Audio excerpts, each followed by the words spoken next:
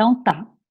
Eu vou chamar a Tereza, que é a diretora de núcleos do Instituto do CEPOL, para fazer uma pequena fala, depois a gente prossegue, né? Fala aí, Tereza. Estão me ouvindo? Sim. Bom, então, boa noite aos que estão aqui presentes. É um prazer fazer a abertura das atividades do Núcleo de Pesquisa em Psicanálise e Literatura. Bom, as perguntas colocadas pelo Núcleo de Pesquisa em Psicanálise e Literatura, na proposta enviada à diretoria do Instituto, o que é a literatura para a psicanálise e o que ela pode lhe ensinar, são feitas sob um fundo de conclusão de que não se trata de a psicanálise interpretar a literatura, nem fazer psicologia da personagem. A meu ver, esta parece uma excelente orientação de trabalho pela qual se inicia o núcleo. Ela é fruto de um longo estudo dos envolvidos com a sua fundação, a Eneida Medeiros, coordenadora, Grisiela Nunes da Rosa e Gustavo Ramos, a quem eu parabenizo por essa iniciativa tão importante de conversa com um campo tão fundamental, a psicanálise. Eu quero agradecer imensamente a presença do Cleiton Andrade, que eu não tive ainda a oportunidade de ouvir, e vou ter hoje. Ele é membro da IBP, AMP, que vai nos brindar com a conferência Literatura Imprópria. Então, deixo a palavra com a Eneida para dar continuidade a essa abertura e desejo uma vida longa ao Núcleo de Psicanálise e Literatura. É isso.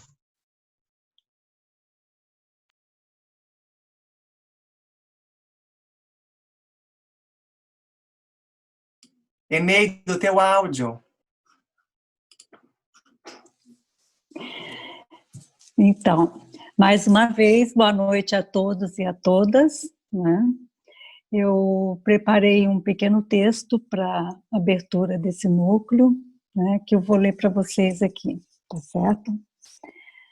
Bom, em meados de agosto, chegaremos ao 5º mês de confinamento, resultado dessa grande pandemia que nos assolou.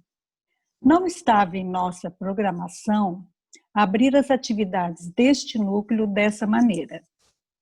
Postergamos algumas vezes até concluirmos que não tinha jeito, que teria que ser assim ou não começaríamos os trabalhos em 2020. Bom, aceitamos o desafio. Se queremos trabalhar as produções literárias a partir de uma leitura psicanalítica, por que não começarmos com o que temos à mão para lidar com a irrupção dessa contingência? De um lado, Lacan nos diz nos Estados Unidos, em 1975, que a própria psicanálise é, em si mesma, uma peste. Um sintoma social, a última forma de demência social que foi concebida. E, de outro lado, não foram poucas as obras literárias que foram escritas no interior de uma quarentena, durante inúmeros períodos de epidemias de pestes ao longo dos anos. Só para citar as mais conhecidas, temos A Peste, de Camus, O Decamerão, de Boccaccio, né? Um Diário do Ano da Peste, de Daniel Defoe, e outros. Assim, começamos então. O projeto de fazer esse núcleo é muito antigo. para mim, surgiu de um texto que muito trabalhei em forma de curso, de seminário, de cartel, na sessão, né, na época na sessão de psicanálise. Ele surgiu, né, a partir do trabalho aprofundado que eu fiz sobre o texto Literatura Terra, de Lacan, né, que é o texto que está nos outros escritos. A partir daí, veio o desejo pelo tema do escrito, da letra, da língua, escrita chinesa e literatura de vanguarda. Um feliz encontro com Gustavo e Graziella enriqueceu e ampliou sobremaneira as possibilidades de pesquisa sobre esse tema. Vislumbramos a possibilidade de trabalhar a psicanálise na sua conexão com a literatura, a ficção e o passe. Só para esclarecer, para quem não sabe, o passe é um dispositivo da Escola de Psicanálise Lacaniana que foi criado para que um analisante dê provas e testemunhe o final de sua análise, produzindo assim um AE, que é uma sigla que denomina analista de escola. Então, a partir desse encontro com Gustavo e Graziella, nós pensamos em trabalhar essa articulação entre literatura, ficção e passe, nas suas conjunções e disjunções, aproximações e distanciamentos, mas sempre tendo em vista, sempre tendo em mente esses dois campos, a psicanálise e a literatura. Assim, montamos um novo cartel que nos serviria de base para a estruturação do núcleo. Convidamos o mais um, Cleiton Andrade, que abriu o alcance da conversação que poderíamos estabelecer entre a psicanálise e a literatura. Produzimos um projeto do núcleo, discutimos o projeto com a diretoria do Instituto, que também nos colocou questões importantes sobre esse tema. Das questões que foram surgidas no nosso cartel, nesse cartel de base, né, para o núcleo, eu vou citar aqui apenas algumas. Foram algumas questões que foram surgindo, né, dentre várias. O que é a literatura do ponto de vista da psicanálise? Como se transmite o que não pode ser ensinado? Quem escreve o texto? Quem fala quando fala? Como a literatura produz uma ruptura no discurso? O passe é um gênero literário? Na literatura e no passe, o que se transmite? O furo ou a lógica de uma história contada? Um escrito pode ser um passe? Qual o efeito de verdade que a ficção cria, sabendo que a verdade tem a estrutura de uma ficção, né? Como diz Lacan. Um caso clínico se escreve. De que é feita a escritura de um caso? Bom, são muitas questões, mas ainda assim apenas algumas. Surgiram essas questões no calor de um trabalho alegre, instigante e cheio de descobertas, que é como vem sendo realizados os nossos encontros. Elas colocam em cena noções que a psicanálise acolhe, dentre elas a da transmissão e seus efeitos de ressonância sobre quem transmite e sobre quem escuta. Seguindo Irene Cooper-Jacques, quando ela fala do passe de um analisante, faço proveito de suas palavras para também dizer de uma análise que é uma história que se conta, um relato ficcional ou uma verdade mentirosa. Os relatos de uma análise tecem uma trama e o sujeito que a conta, ela vai dizer, é algo como um buraco nesse texto. Assim, aquilo que se pode transmitir de uma análise vai ao encontro do que resiste ao dizer. Os testemunhos dos AEs provam isso, AEs, analistas de escola. Eles são amalgamados por aquilo que não se pode contar, cernindo assim um ponto de indizível para cada um. Então, ler pode converter-se em escrever, uso da letra para bordejar um real. Annelise diz: Lacan pode sugerir que façamos o passe por escrito, não para convertermos em um escritor, que com seu nome o que faz é um sintoma, mas para termos uma oportunidade de estar o mais perto possível do que podemos esperar do real. Dos escritores, esperamos recolher nos seus escritos aquilo que escapa ao dizer, como no passe. E acrescentando, para terminar, conforme escutei numa live de Carlos Rossi, que é um novo AE da escola, da EOL, né, poderíamos dizer que tanto para o relato de um percurso de uma análise, quanto para um texto literário, só está escrito quando se lê. Foi o que o Carlos Rossi disse. Bom, eu gostaria de agradecer a Teresa Wendausen pelo apoio que ela está nos dando no processo de formação desse núcleo, aos diretores do Instituto, Laureci, Oscar e Teresa, pelo acolhimento do nosso trabalho. Agradeço Cleiton Andrade por suas valiosas contribuições e disponibilidade para nos ajudar a levar adiante o projeto do núcleo.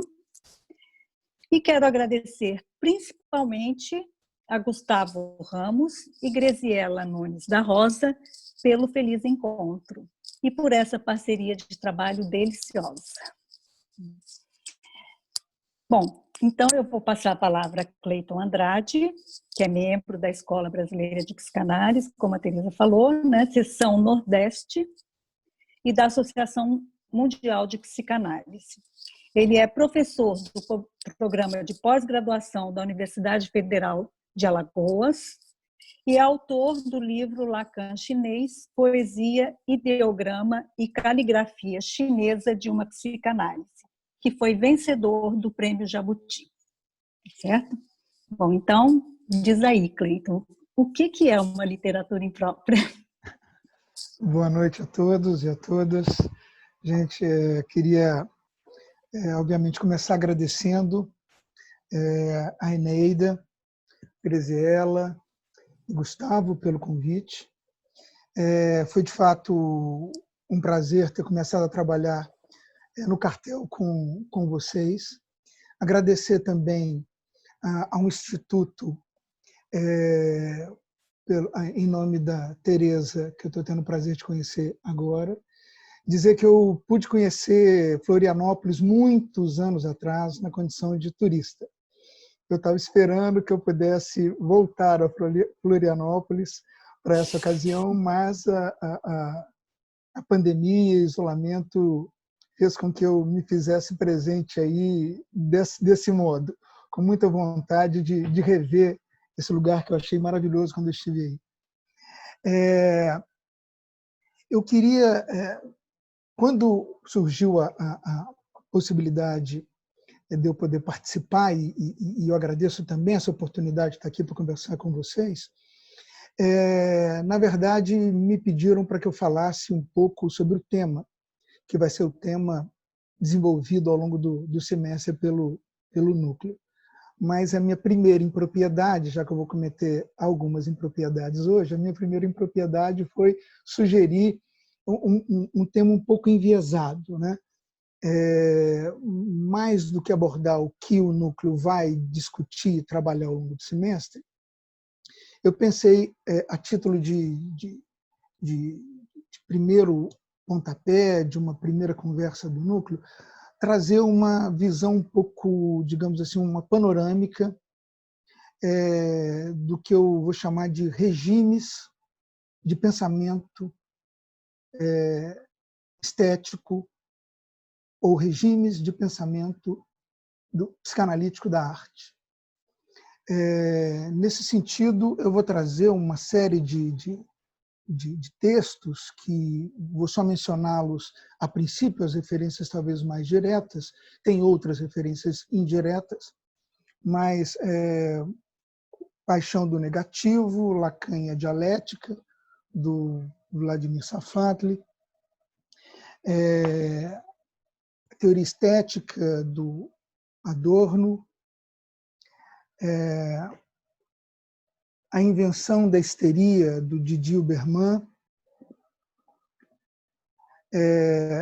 obviamente, essa coletânea que a Autêntica publicou, e aí parabenizar, né, o trabalho que vem fazendo os nossos colegas Gilson e Pedro, Gilson e Pedro, daí de Florianópolis, um trabalho incrível que estão fazendo desde o primeiro volume.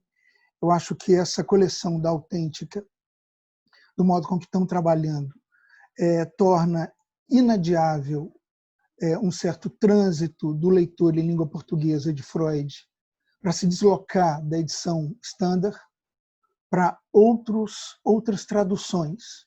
Né? Como diz o Gilson, não temos mais nenhuma desculpa aceitável para continuarmos lendo Freud na standard. Né? Acho que nós temos outros trabalhos muito interessantes e, na minha opinião, né, se temos outros trabalhos importantes de tradução em português, esse trabalho que a Autêntica vem fazendo com esse grupo me parece muito, muito bom. Então, além dos textos do Freud que estão nessa coletânea, chamada Arte, Literatura e os Artistas, também vamos valer do prefácio do Hernani Chaves e do pós-fácio do Edson de Souza. Achei um livro antigo do Pedro Eleodoro, que quando eu comentei com ele algumas coisas interessantes que eu achei aqui, ele diz, nossa, um arrombo da juventude, né? Mas é uma coisa da juventude que eu falei com ele, eu vou resgatar a si mesmo. Então fica aqui a dica, o livro é Freud e Schnitzler, Sonho Sujeito ao Olhar, né? Do Pedro Eleodoro.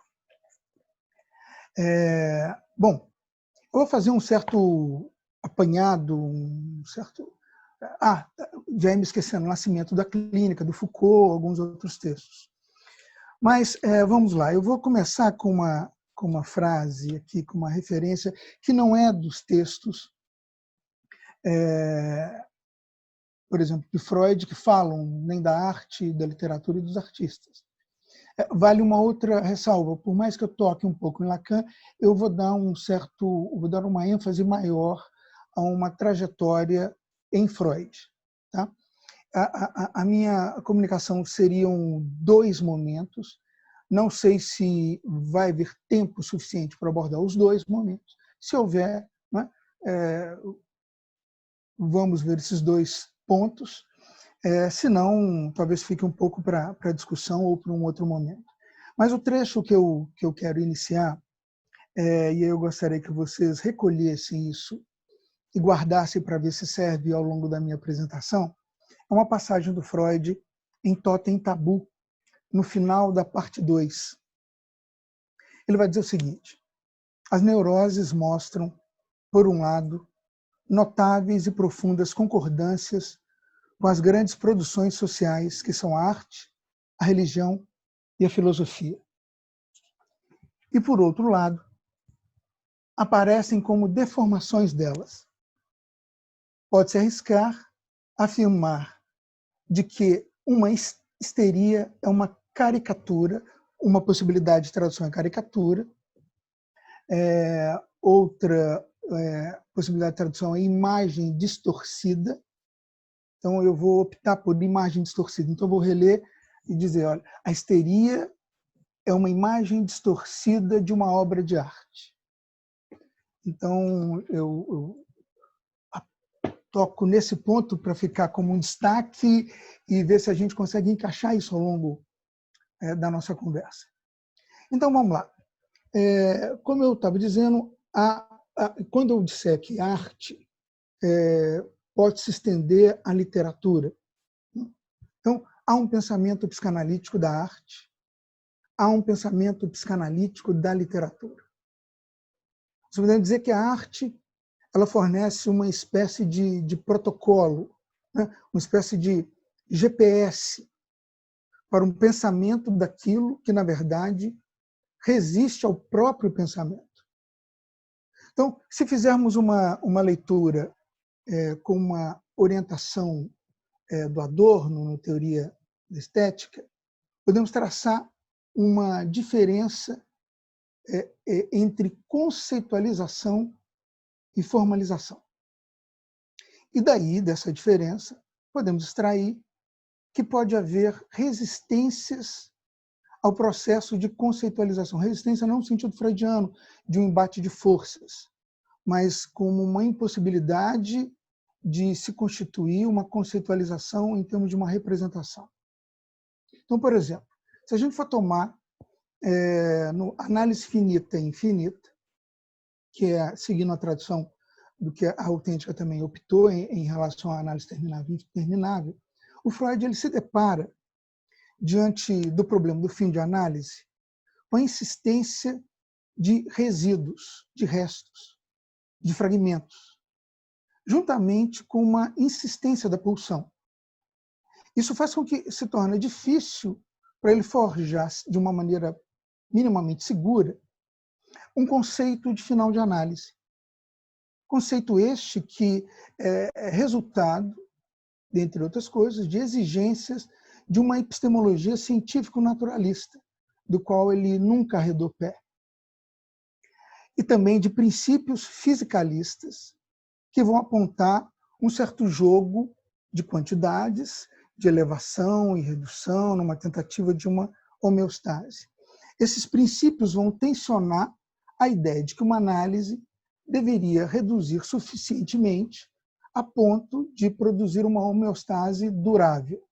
Mas esses resíduos, esses fragmentos, esses restos, começam a perturbar esse tipo de leitura, bem como o conceito de pulsão de morte, né, faz com que essa combinação do conceito de pulsão de morte e esses resíduos, esses restos, tornam difícil uma conceitualização de um final de análise por parte de Freud. A saída que ele tem é justamente problematizar uma análise finita e uma análise infinita. Então, diríamos que a formalização seria como uma espécie de possibilidade no lugar em que se apresenta uma opacidade. Então, a formalização no lugar onde se apresenta uma opacidade, uma impossibilidade de conceitualização. Pois bem, nós temos dois campos privilegiados que a gente pode encontrar a demonstração dos conceitos metapsicológicos freudianos. Um, obviamente, a clínica, e a outra são as produções culturais. A arte, né, de uma maneira mais geral estética, e a teoria social.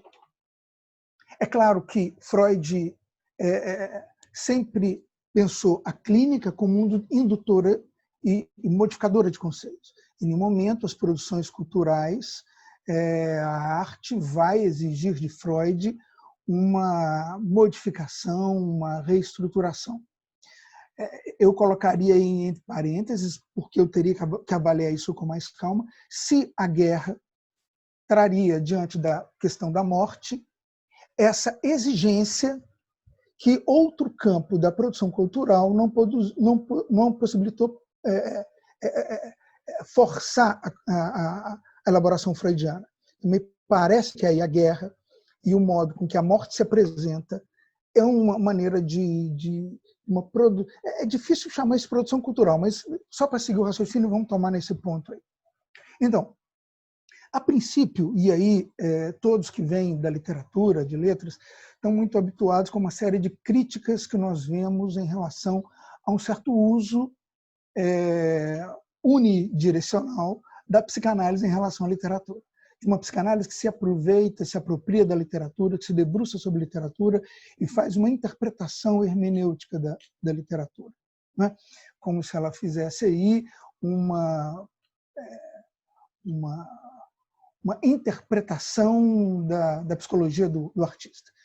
Bom, essa crítica ela é muito usual, todos já escutamos, mas vamos nos valer dela para ver se a gente experimenta o que sai disso, né?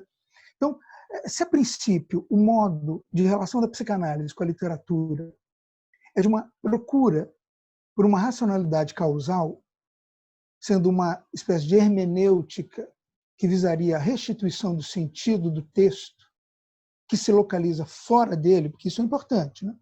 É uma hermenêutica, nesse sentido seria uma hermenêutica, seria uma tentativa de restituição do sentido, mas esse sentido não está na obra, né? Estaria em outro lugar. Que lugar é esse? No artista, na subjetividade do artista, né?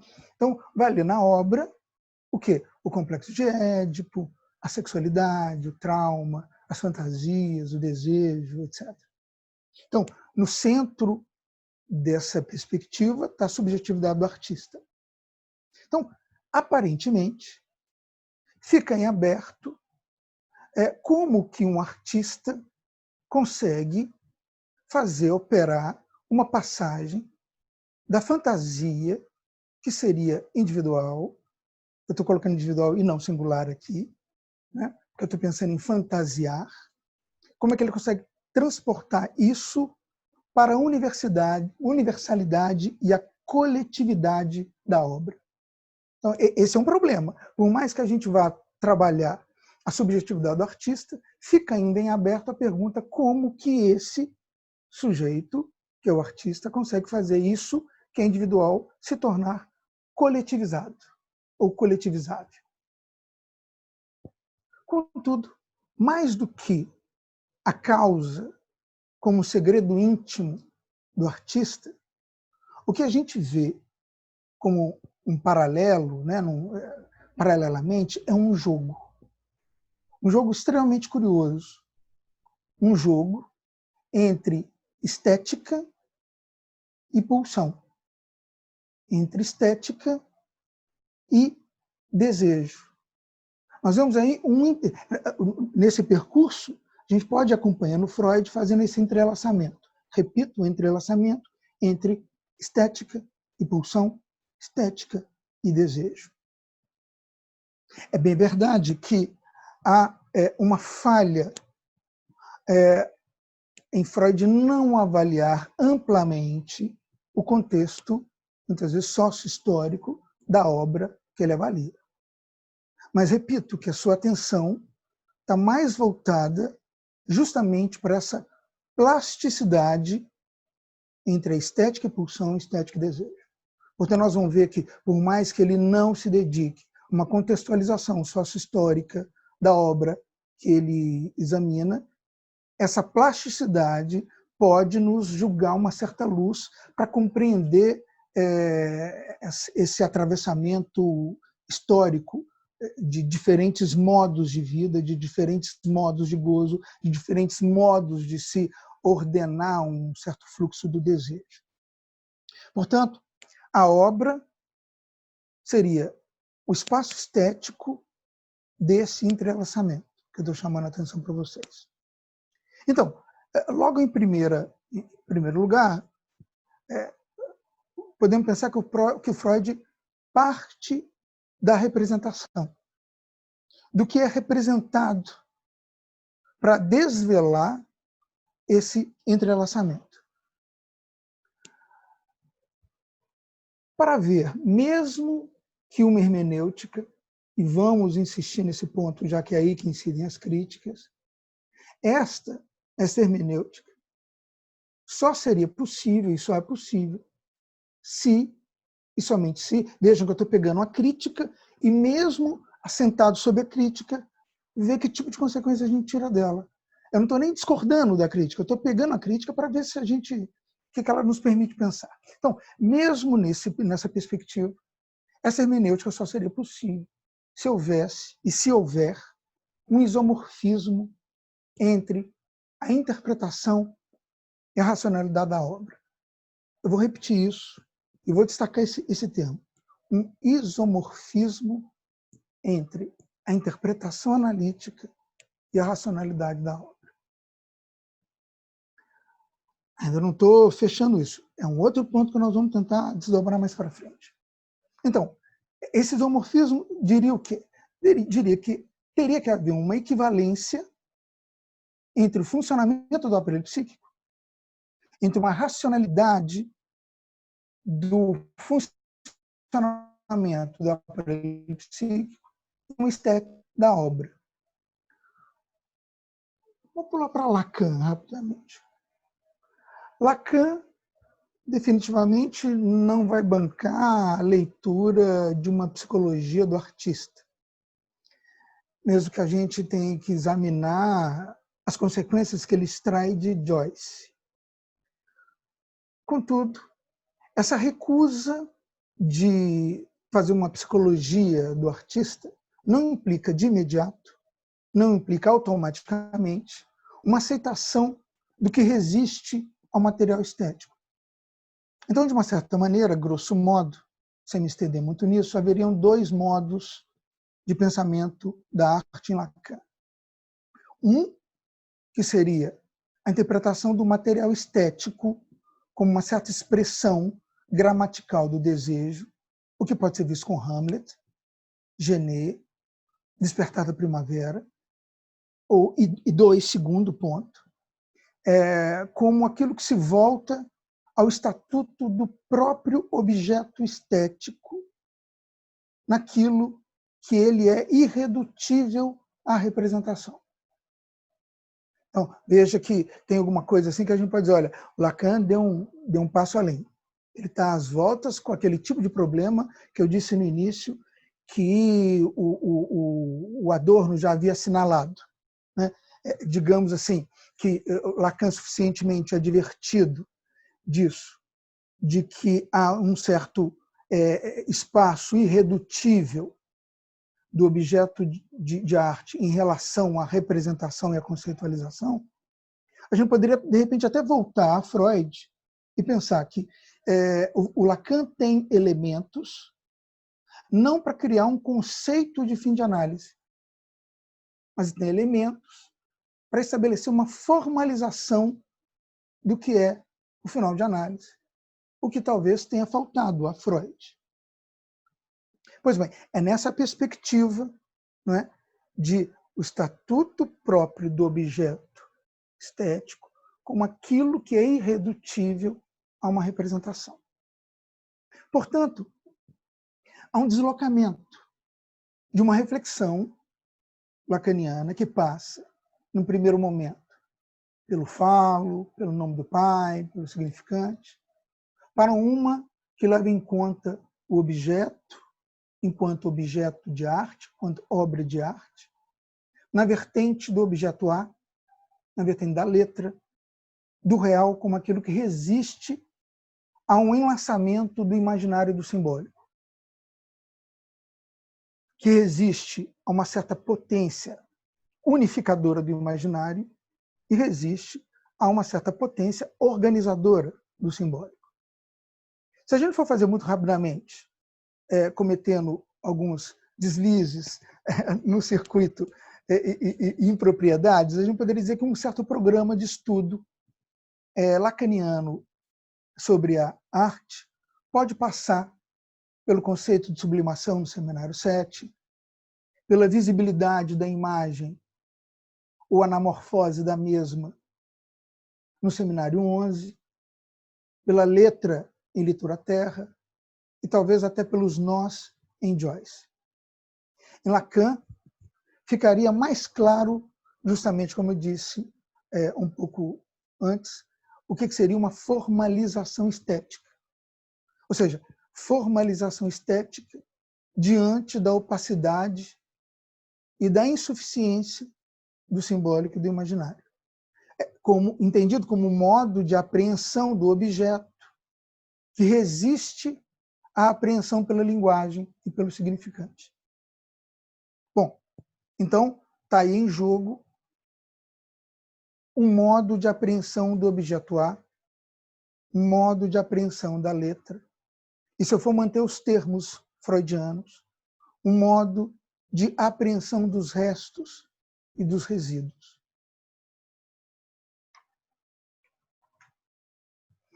O que o artista, o que o escritor viabiliza é justamente o acesso ao lugar daquilo que não se deixa ver e ainda resta para ser nomeado. É esse um pouco o lugar do artista, né? Ele franqueia ao próprio analista o modo de pensar aquilo que não se deixa ver. Voltemos a Freud. Já falei há pouco da força de demonstração da versatilidade da aplicação do método psicanalítico através das produções culturais. Mas a psicanálise não se reduz a uma patografia, a essa escrita, esse trabalho de encontrar a psicologia ou a subjetividade do artista. Naquele entrelaçamento que eu mencionei há pouco entre estética e pulsão, se encontra um paralelo entre processo de criação artística e a constituição da neurose. Estou dizendo que há o mesmo princípio. Pode ser pensado, e isso pode ser encontrado em praticamente todos os textos do Freud que falam sobre arte e literatura dos artistas, com exceção, talvez, do infamiliar. O infamiliar, eu acho que é outra história, é outro contexto e merece uma atenção um pouco maior. Talvez em outra oportunidade a gente possa conversar sobre isso. Então, na reflexão sobre a criação artística, está em jogo, dentre outras coisas, o tema da metamorfose, da possibilidade de transformação. Vejam que, se a gente for pensar a partir dessa discussão freudiana sobre a criação artística como o locus para a metamorfose e para a transformação, nós temos aí um campo fértil para uma discussão psicanalítica sobre o campo social e sobre o campo da política. Talvez um campo muito fértil para nos desvencilhar da insistência em dizer que a discussão política sempre cairia para uma discussão identitária, para que uma discussão política em torno dos movimentos sociais recairiam sempre na mesmice da interpretação de referências identitárias. Talvez o debate freudiano sobre o artista e a criação artística como possibilidade de transformação, sobre a plasticidade dessa estética da pulsão, nos dê um bom campo para isso. Um exemplo rápido disso, e me permitam um núcleo de literatura, eu me valer de um exemplo que não é da literatura, mas ainda assim pode valer, é Moisés de Michelangelo. Ali, em Moisés de Michelangelo, há claramente a exposição de Freud de uma franca e aberta potência transformativa. Um elemento também transgressor, né, que abala as relações sociais de poder. Afinal de contas, foi encomendado pelo Papa, não é? E o Moisés de Michelangelo, além de contrariar, de remeter uma certa transgressão a quem o solicitou, ainda não é um Moisés bíblico. Não é um Moisés que explode em ira. Mesmo tendo toda a composição física, musculosa, que permitiria a sua explosão irada. Ele contém, ele renuncia a isso.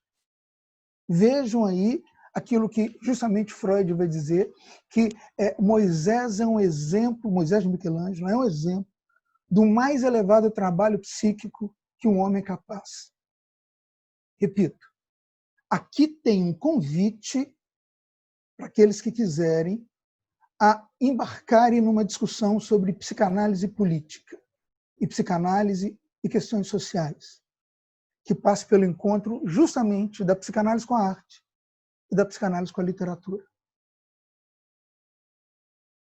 Com isso, eu já me adianto e digo que uma discussão de psicanálise e literatura é uma discussão que pode ser, digamos assim, tal como diversos autores vão dizer, da relação íntima entre epistemologia e política, Viveiro de Castro, Butler e por aí vai, nós podemos dizer de uma relação muito estreita entre a reflexão freudiana sobre literatura e sobre estética e uma reflexão sobre a política.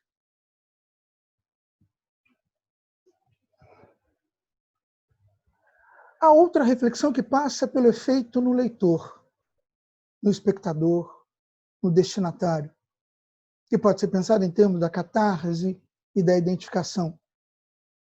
Nesse caso, o lugar privilegiado que o Freud estabelece é o drama, a tragédia. E aí o Freud não faz uma diferenciação entre drama e tragédia. Vemos aí um Freud aparentemente classicista, não é? Um Freud aparentemente aristotélico. Eu faço questão de dizer que é aparentemente. Afinal de contas, ele está usando termos, categorias aristotélicas.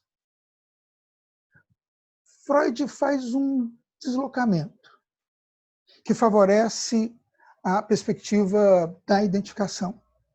Ou seja, ele desloca o olhar para o interior do herói. O drama vivido pelo herói trágico, nas suas ações, no desenrolar da história, é deslocado para o interior desse herói. É um herói em conflito. É um herói dividido. É um herói que vive um drama e, justamente por isso, esse herói sofre. O drama do herói, na perspectiva freudiana, está na sua vida psíquica. É um drama que pode ser traduzido em termos de uma luta entre afetos. O que recai sobre ele são, na verdade, os efeitos desses afetos renunciados ao fim da tragédia. Um herói é um exemplo, claro, tem outros, de que não há separação entre drama psíquico e drama social. Os dramas psíquicos são produzidos, são contextualizados, são delineados, são descritos por instituições, por leis e por processos sociais. Vou lembrar Antígona, para não me estender. A literatura fornece uma cartografia das traduções privadas dos conflitos sociais. É possível percorrer, por exemplo, o drama de mulheres como Madame Bovary, Ana Karenina, Mrs. Dalloway, e para fazer menção a Maceió e Alagoas, de uma certa datilógrafa alagoana, Macabeia. E seus dramas, o drama dessas mulheres, obviamente não são iguais, mesmo que persista aí, e é por isso mesmo, por persistir aí, o entrelaçamento variável entre estética e pulsão, e entre estética e desejo. Portanto, aqui a gente tem um paradigma estético, uma relação inseparável entre neurose e produções sociais e culturais. Neurose não no sentido de diferente de psicose, diferente de perversão. Neurose como um certo modo de conceber um processo de subjetivação. Um outro recurso, digamos assim, na gramática freudiana. Em cada momento histórico, em cada circuito do discurso do outro, cada uma dessas mulheres, por exemplo, dessas mulheres da literatura, mostrarão claramente aquilo que se dá na neurose como processo de subjetivação. Repito que tratam aquilo que na sociedade é resultado de um trabalho coletivo como se fosse algo privado. Ainda, e para finalizar essa parte, ainda na crítica da patografia, Freud verá aí uma falha onde? Entre intenção e expressão, entre a intenção do artista e a expressão do artista na arte, há um hiato. Portanto, quer dizer que não há uma coincidência entre o que pensa e o que diz, nem entre o que diz e o que faz. Há aqui a ação do recalque. e com ela a própria noção de rasura. Portanto, rasura é justamente o que impede uma leitura continuista entre intenção e expressão, como um modo de decifrar as produções artísticas. Com isso, eu quero dizer que a rasura impossibilita a efetivação de uma patografia. Qual o lugar, então, da importância do artista, do escritor, do poeta para a psicanálise? Todos conhecemos a referência elogiosa tanto de Freud quanto de Lacan, né, a respeito do artista, da antecipação do artista. O ponto é que, tal como a criança vive a liberdade criativa e transformadora, operando um misto de fantasia e realidade, de fantasiar e realidade, de devaneio e realidade, o adulto, ao incorporar códigos sociais, acaba tendo que erguer uma barreira, um limite entre fantasia e realidade. Ao adulto não cabe mais essa liberdade de transpor fantasia e realidade com a mesma facilidade que uma criança o faz. Nesse sentido, o adulto se vê diante de uma perda e, dentre outras coisas, de uma potência transformadora. O poeta é justamente aquele que instaura a potência de fantasiar na construção e na transformação do mundo. Ele reativa a possibilidade da metamorfose. Tem um outro ponto, que é o segundo, que eu disse que eram dois, que é o fato do artista antecipar o cientista. Eu queria saber se eu ainda tenho tempo ou se meu tempo já esgotou. Tem tempo ainda. Talvez uns 10 minutos, eu acho. Vamos ver se O eu Zoom, consigo. Tá. Vamos ver se eu consigo nesses 10 minutos. Uhum. Quando dá o tempo, vocês me avisam, eu corto onde eu estiver. É porque o Zoom ele é tempo ilimitado, mas eu acho que a gente As pessoas pode... não. Eu acho que a gente, terminando até umas 10 horas, tá bom, né? Ok. Tá Bom, certo? então vamos lá. Esse livro, né, do Pedro Freud Schnitzler, fala justamente de uma espécie de encontro e adiamento de encontro entre esses dois, digamos, o quê? Um cientista e um escritor, um cientista e um dramaturgo, Freud e Schnitzler, ambos de formação médica. E aí, não me lembro agora se no pós-fácil ou no prefácio, aqui também mencionam essa passagem, uma passagem que Freud, numa carta ao Schnitzler, em 1922, portanto, ele já tinha escrito o Infamiliar, ele vai dizer de um adiamento que ele manteve. Ele adiou por muito tempo a possibilidade de encontrar com Schnitzler. Ele tinha um certo receio de se deparar com um duplo. É interessante que o termo que o Freud vai utilizar daquilo que ocorreu a ele quando ele se deparava com os escritos desse escritor, desse dramaturgo, ou seja, Freud, um cientista, que nunca recusou nem afastou da sua epistemologia científico-naturalista. Freud cita ele uma na civilização. Obrigado. Então, o Freud vai dizer aqui que ele sentia ele usa Heimlich, uma familiaridade estranha, mas que o termo que ele usa é Heimlich. Ou seja, o próprio Freud cita que ele, diante dos textos do Schnitzler, ele se via diante de um sentimento de infamiliar. Olha que coisa interessante, né? mais do que um episódio que diga da subjetividade do Freud e do sentimento dele de infamiliar, eu acho que a gente pode ir para além disso, para não cairmos numa leitura da própria subjetividade do Freud, apesar dele mesmo ter dado esse exemplo de infamiliar, né? Eu acho que a gente pode extrair alguns pontos. O primeiro é que, de um certo modo, esse infamiliar de um homem de ciência diante de um escritor diz de um certo impacto, de uma alteridade do homem de letras no homem de ciência. Se trata de uma inquietante presença da literatura na ciência de Freud.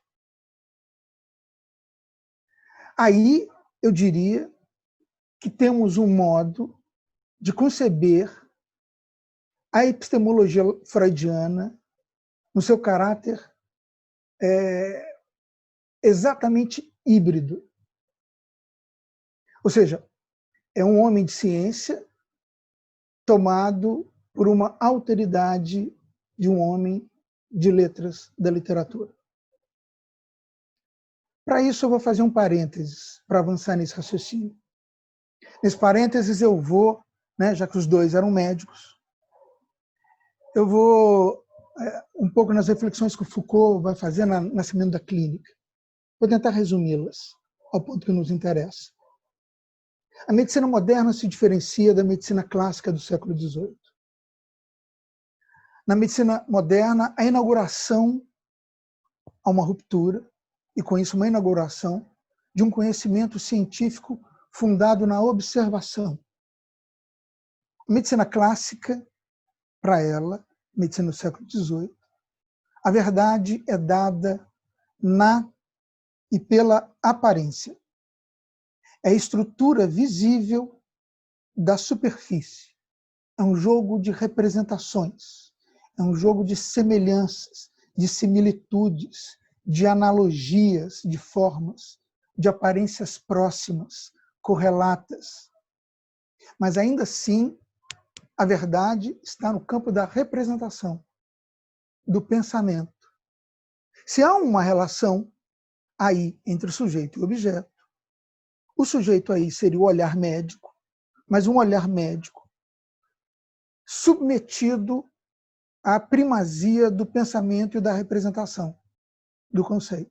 Ou seja, o olhar médico como esse sujeito, mas o objeto são as formas da doença, não o corpo do doente. Não é o doente, nem o corpo do doente. Nesse sentido, nós temos aí um casamento entre olhar e formas, entre o olhar e uma aparência.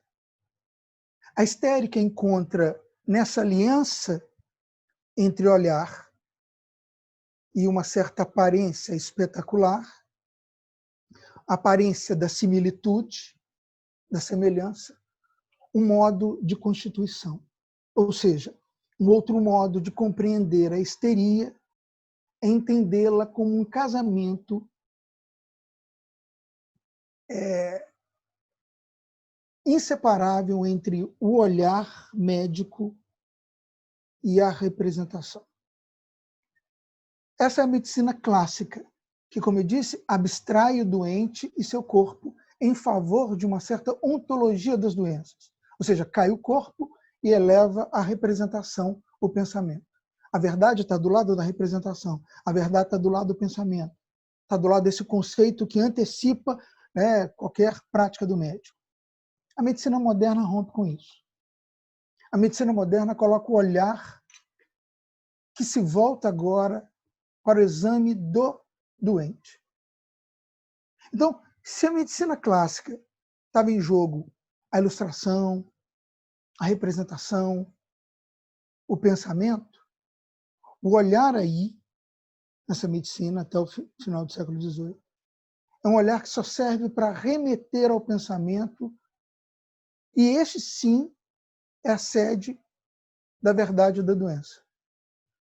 A ruptura da clínica médica, da medicina moderna se funda num saber na percepção. É a percepção que vai produzir saber. O olhar não é mero acessório. Não é acessório do pensamento. Ele se torna indutor de pensamento. Ou seja, o olhar funda, o olhar é produtor de conhecimento. Portanto, a medicina moderna, a clínica médica, passa a desconfiar da ilustração, passa a desconfiar do olhar como mero ponto que ilustra o conceito. Então, na clínica, vocês estão me acompanhando, há uma relação entre percepção e linguagem. Primeiro ponto. 2, né? Primeiro, percepção é um olhar. Esse olhar percebe a doença, que é o conjunto de sintomas. Segundo ponto é a linguagem. A linguagem enquanto código, que transforma, decodifica e traduz o sintoma em signo da doença. Mas para a linguagem transformar o sintoma em signo da doença, é preciso fazer uma descrição.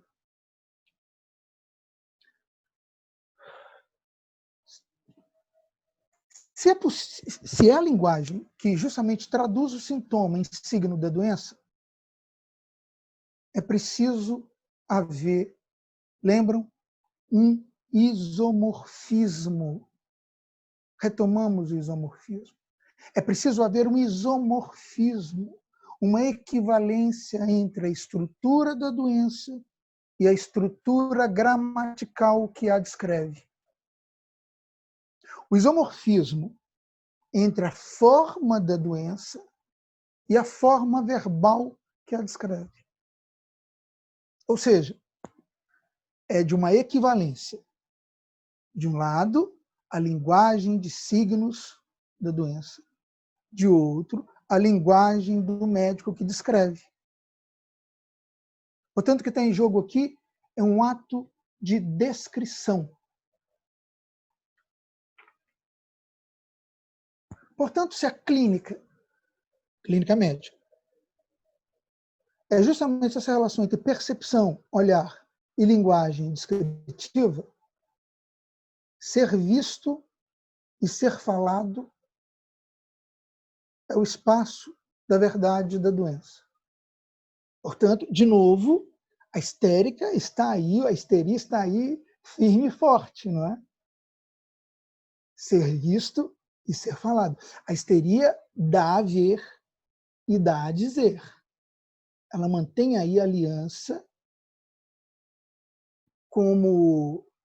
o que eu estou dizendo é que o olhar médico como copartícipe da constituição do que é a própria histeria.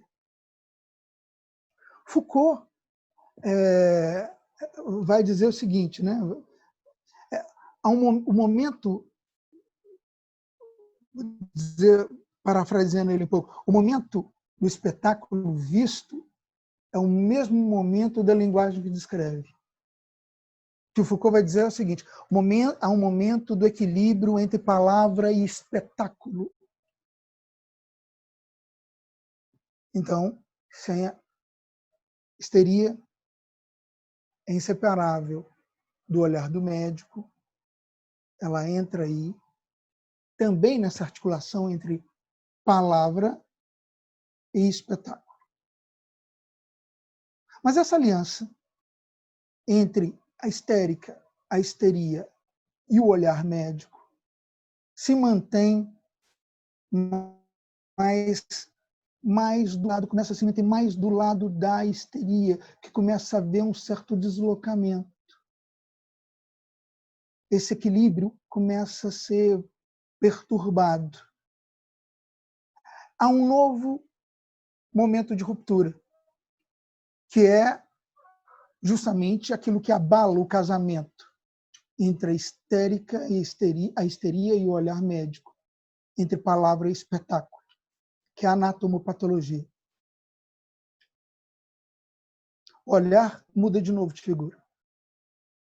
O olhar agora é mais específico.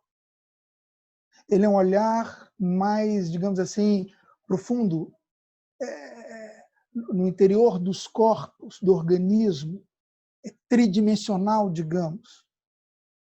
Ele vai para os tecidos. O organismo ganha profundidade, ganha um certo espaço de profundidade. Isso fere totalmente a relação e estabelece um hiato. O corpo da histérica deixa de fornecer à anatomopatologia aquilo que o olhar médico busca. Está diante de um outro sistema de linguagem que desabilita completamente seu espetáculo para o olhar médico. O espetáculo da histérica se vê desfocado diante desse novo olhar médico, esse olhar anatomopatológico. O seu espetáculo já não encanta mais. Essa defasagem entre o espetáculo artístico da histérica... o totem tabu aí. Eu insisto. Essa defasagem entre o espetáculo artístico, enquanto essa distorção da arte, essa imagem distorcida da arte e o olhar anatomopatológico não resulta numa linguagem que acolha o espetáculo da histérica, a não ser como falseamento, como mentira. É isso que resta ao espetáculo histérico. Cai nos cantos que ficam lá como uma mentira do ponto de vista médico. A verdade da histérica só poderá ser apreendida novamente ou de alguma forma por um discurso que admita como sua própria condição de possibilidade e sua sintaxe interna uma certa visão em paralaxe, em outra perspectiva. É preciso mudar o ângulo. Com isso eu quero dizer que uma ciência que queira tocar, de um certo modo, apreender a verdade da histérica ou da histeria, teria que encontrar um outro regime de linguagem, um outro regime de pensamento. Que não esse regime de pensamento que acabou de ser desfocado na relação com o olhar anatomopatológico médico e a sua descrição. É, digamos assim, esse texto não apreende mais a histeria, a não ser pela via da falsidade. Então, uma ciência que possa recuperar a verdade da histeria teria que mudar a estrutura desse pensamento, o regime desse pensamento. De um certo modo, teria que ser um outro regime de pensamento que comporte restituir não o sentido, mas restituir uma leitura do texto artístico. Uma leitura estética da histeria.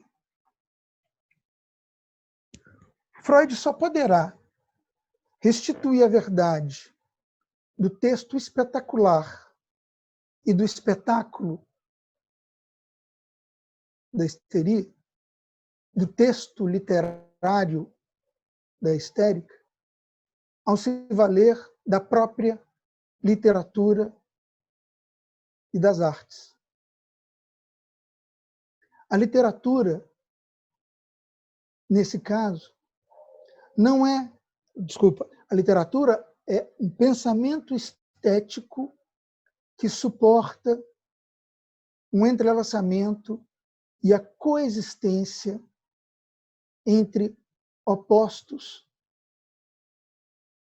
inconciliáveis, digamos assim, que comporta a presença do pensamento e do não pensamento. E aí eu esqueci de citar um livro, Inconsciente Estético, do Rancière. Está me vindo ele agora na hora que eu estou falando isso.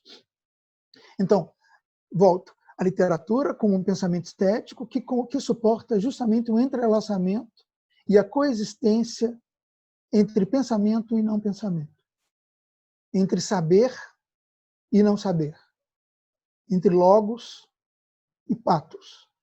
Ou seja, não é de uma exterioridade, não é de um lado de dentro está o saber, do outro lado de fora o não saber, do lado de dentro, logo do lado de lá o patos. Não. Num lugar o pensamento, do outro lado o não pensamento. Não, não, não, não, não. É um certo modo de, digamos assim, de recusar essa dimensão de uma exterioridade do não pensamento, mas de admitir de modo irredutível essa alteridade imprópria, essa alteridade imprópria, indissociável do próprio pensamento. Portanto, com isso quero dizer que a literatura não é um objeto sobre o qual a psicanálise se debruça para traduzir ou para interpretar. Não é alguma coisa que a psicanálise vai se debruçar para tentar restituir o sentido e operar uma hermenêutica. A literatura é parte fundamental, não é nem adereço. Não é nem adereço. Não é nem instrumento. A literatura é parte fundamental da epistemologia híbrida do Freud. A literatura foi uma condição necessária para Freud não deixar de ser cientista. A literatura, o pensamento da literatura, o pensamento estético, como condição de possibilidade para que a psicanálise, para que o pensamento de Freud pudesse se constituir enquanto ciência da psicanálise. Ou seja, se o Freud fez recurso à literatura, que era o único modo dele recuperar a verdade da histérica que havia sido apagada por um outro modo de leitura. É isso. A literatura como condição de pensamento, pelo menos para a psicanálise freudiana. É isso, gente. Obrigado. Obrigada. Palmas. Obrigada, Cleiton. Eu acho que você tocou aí em questões muito importantes que nós trabalhamos no núcleo, não é? E eu me lembro que houve um momento que a gente trabalhou exatamente isso da literatura servir de paradigma para pensar os modelos estéticos da psicanálise, né? Eu acho que essa é uma questão fundamental e eu acho que é um ponto de discussão bem importante para a gente fazer, não é? Tanto no núcleo, a gente pode fazer aqui também, né? Eu não vou me estender nisso, e eu vou passar a palavra para o Gustavo, que ele vai, eu acho que ele quer fazer algumas considerações, enfim, sobre o texto, né? O teu trabalho, tá bom? Bom, antes... Gustavo. Oi, Inês, Sim. obrigado, Cleiton. Só avisar que quem quer fazer perguntas é só clicar em participantes e levantar a mão, que aí a gente vai ver as pessoas por ordem de levantar a mão. Quem não sabe fazer isso, pode também fazer por chat no bate-papo, né? Mas foi um texto denso, né, Cleiton? Longo, mas muito importante, justamente por isso que a Ineida falou, que a gente já vem há um ano, né, desde o ano passado todo, e agora essa metade aí do ano no cartel, pensando essa relação aí. Mas te ouvindo hoje, eu queria pensar um pouco a escrita, a função da escrita nisso aí, tudo que você falou, pensando a partir do título que você propõe para hoje, literatura imprópria.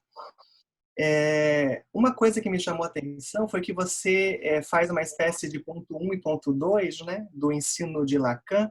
O ponto 1 você coloca como a interpretação do material estético do desejo, e uma espécie de ponto 2, mais para o final do seu ensino, penso eu, o estatuto do objeto estético irredutível à representação. Então, você faz toda uma, né, agora no final, principalmente, a questão da histeria, da medicina moderna, né, a questão quase de uma impossibilidade de representação, né? E pensando no que a gente vem discutindo, esse último ensino, você já falou num certo momento, né, eu quero trazer isso para o que você falou hoje, o último ensino não seria o nó, mas sim a poesia. Né? Você disse isso num certo momento.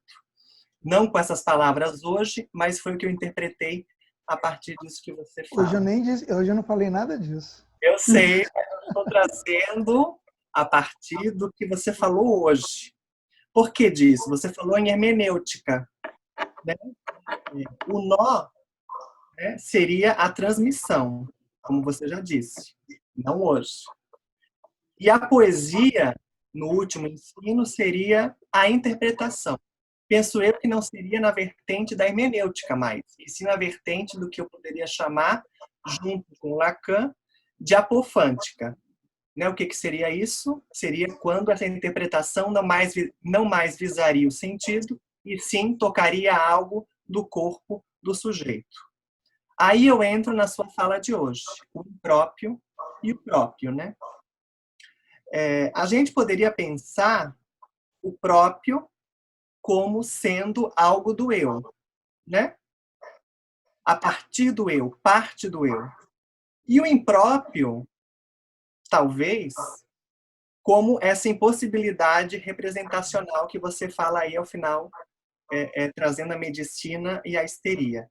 E agora a minha pergunta, a partir da escrita. Como que seria uma escrita, digamos agora, infamiliar? Uma escrita com a impossibilidade representacional.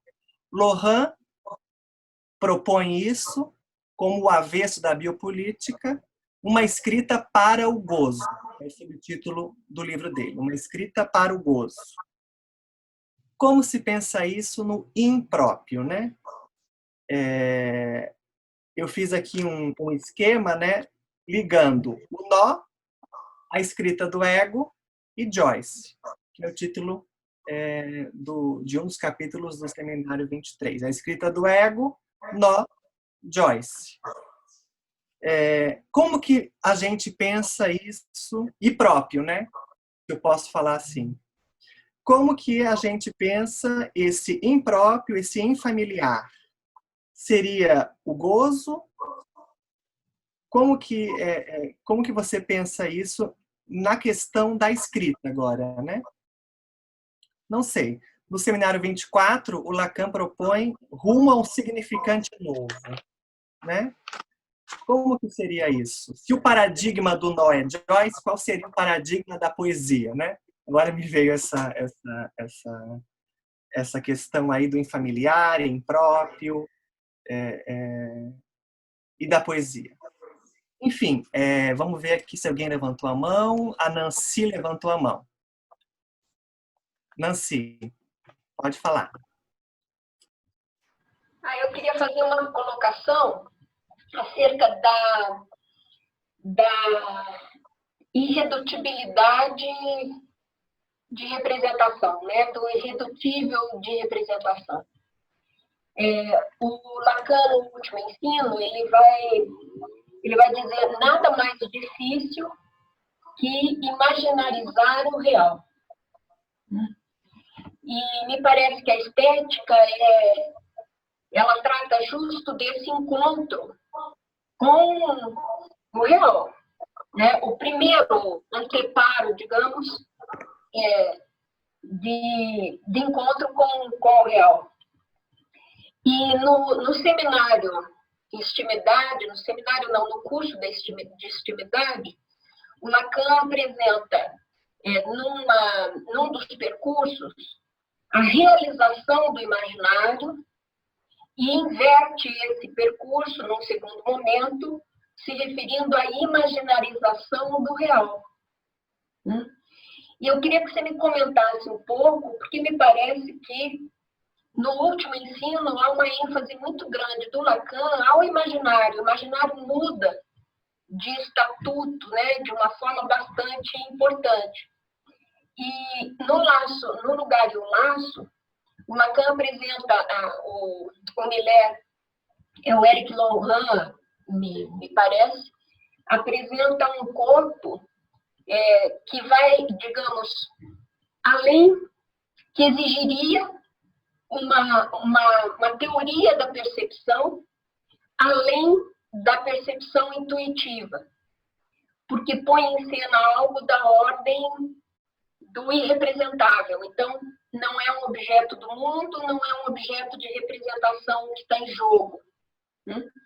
Queria que você me comentasse isso, porque me sugere aí a presença de uma experiência que não é da ordem da representação.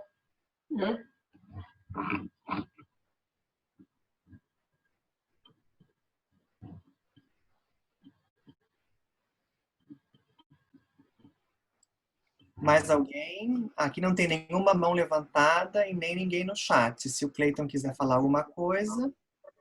Eu acho que dá para ir respondendo. Levantaram a mão. Daniel Félix. Pode falar, Daniel.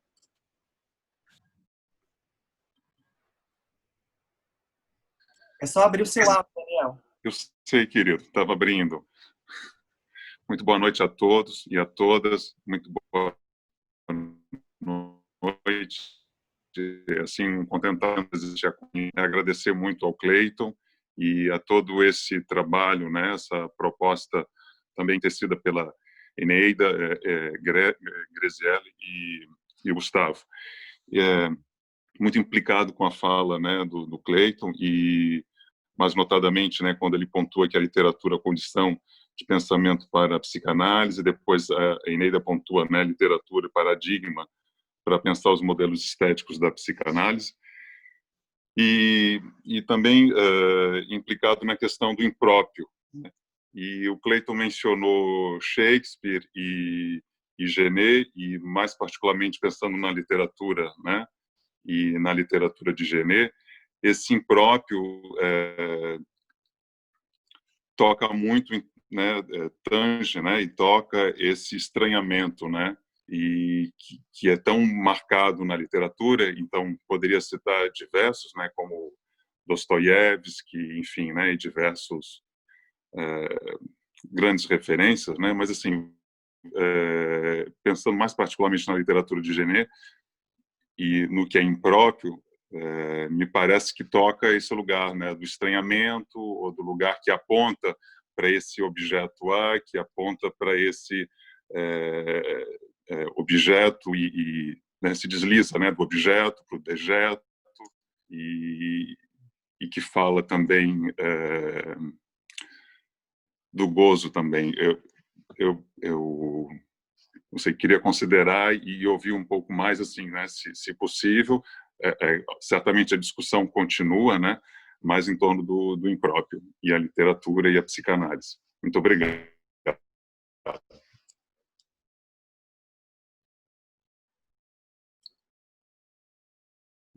Jefferson, olha o seu áudio. Ok. Bom, boa noite, pessoal. Primeiramente, eu gostaria de parabenizar ao pessoal que está organizando esse núcleo, e que é algo incrível que está se dando aí, nessa interlocução entre psicanálise e literatura. Parabéns pela iniciativa. Gostaria de agradecer o Cleiton também, que nos brindou hoje com uma fala incrível. E eu queria levantar um pouquinho um questionamento sobre esses dois momentos que o Clayton fala do Lacan, entre essa interpretação do material estético através do desejo e, segundo momento, o estatuto próprio do objeto como aquilo que é irredutível à representação. Isso se daria, esses dois momentos, por formas de abordagens diferentes, ou levando mais para a questão das obras de arte, né? Ou se isso seria possível de uma verificação visual na obra de arte. Como assim, Jefferson? Me fala um pouquinho mais. Só pra... por exemplo, visualmente,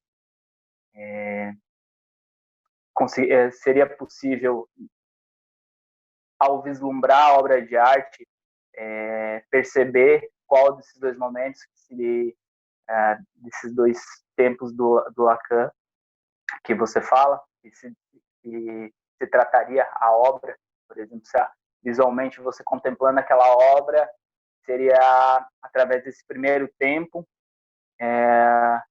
ou através do segundo tempo, desse estatuto impróprio do objeto, ou do primeiro tempo da interpretação do material estético, através do desejo. Não sei se eu me fiz entender. Na hora que eu estiver comentando, se eu não tiver entendido, você volta e retoma okay. A palavra para mim, por favor. Tá certo. Obrigado, querido. Vamos abrir para essas três questões, né, para as respostas, para você poder comentar, né, Cleiton, eu acho. E depois, se aparecerem mais, depois a gente faz uma nova bateria, tá bom? Obrigado, Gustavo, Nancy, Daniel e Jefferson. Bom, a pergunta de vocês daria para a gente ficar aqui até amanhã, às 10h30 da manhã. Mas como não dá, eu vou tentar fazer um certo recorte.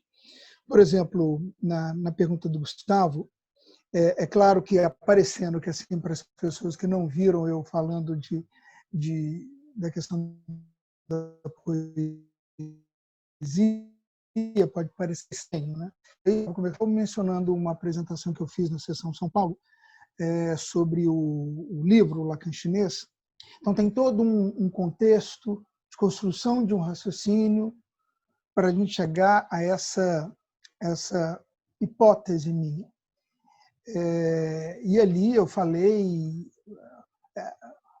estava lendo a Sessão São Paulo e falei com eles, estou falando aqui de uma maneira muito na cozinha de algo ainda sendo investigado. E depois estendi essa cozinha para o cartel, mas agora ela já está chegando à Copa, né? Já está se expandindo. Bom, eu não digo, e o que me parece, não é que o último ensino de Lacan está a poesia. O que eu digo, e aí eu precisaria de todo um raciocínio para construir isso, e não temos aqui, é que, por exemplo, um recorte muito rápido. O que me mobilizou a começar a pensar o Lacan chinês foi a passagem do Lacan no seminário 24, aquela passagem todos conhecem, sobre a escrita poética chinesa, quando Lacan vai dizer que o que tem de essencial semente na interpretação tem que ser encontrada na escrita poética chinesa. Aquilo dali foi o ponto de partida para essa pesquisa que resultou nesse livro. Ele vai falar de interpretação e vai articular isso com escrita poética chinesa, justamente depois ele já ter falado de Joyce. Então, a primeira pergunta que eu me fiz naquele momento é por que o Lacan está falando de interpretação depois de já ter falado dos nós? A princípio, a gente não poderia construir um certo raciocínio de que a interpretação caiu num certo lugar que já teve antes, a partir da perspectiva dos nós? E mais ainda, por que a interpretação vai ser pensada em relação à escrita poética chinesa? E aí a segunda questão minha era, chinesa aí era meramente um adereço? Ou era alguma coisa essencial para essa questão? né? Obviamente, pelo título do livro, vocês devem imaginar que eu comecei a chegar à conclusão de que o chinês aí não é um mero adereço. Ou seja, se eu for dizer em poucas palavras, só é possível entender lacanianamente a relação entre escrita poética e interpretação se for somente se escrita poética chinesa, mesmo que seja em qualquer língua. Veja bem, não estou dizendo que você precisa saber mandarim, você não precisa saber chinês, mas é preciso que você saiba o que é escrita poética chinesa para localizar o que é aí a especificidade dessa escrita poética, para aí sim localizar o que diz respeito ao essencial da interpretação. Nesse contexto, né, e mais outros desdobramentos que eu disse que não tem como eu trazer resumidamente aqui, eu tenho minhas questões se teríamos, depois dos nós, ainda a poesia ou o poema como um modo possível de reflexão lacaniana. É claro que não houve tempo, mas eu acho que temos alguns elementos que nos permitem, no mínimo, levantar uma hipótese que pode ser refutada de que a poesia ou o poema, aí vale depois examinar a diferença de um e de outro, seria ainda um recurso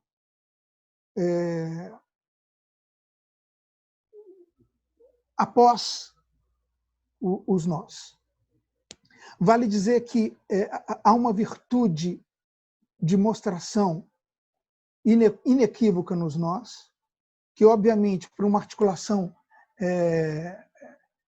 teórica, de uma teoria da clínica, inclusive, é fundamental, e ela mostra a sua importância em relação à própria poesia, mas no que diz respeito à intervenção no analista, eu ainda acho que me parece que a poesia nos oferece, justamente porque ela tem um fio que passa entre o som e digamos assim,